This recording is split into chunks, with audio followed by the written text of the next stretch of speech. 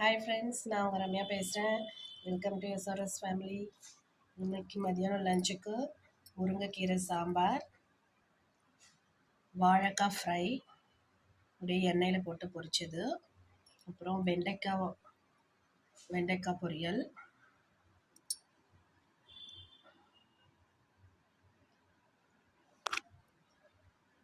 அதுக்கப்புறம் வடை. இது வந்து டபுள் பீன்ஸு, அதுக்கப்புறம் பேர் என்னது,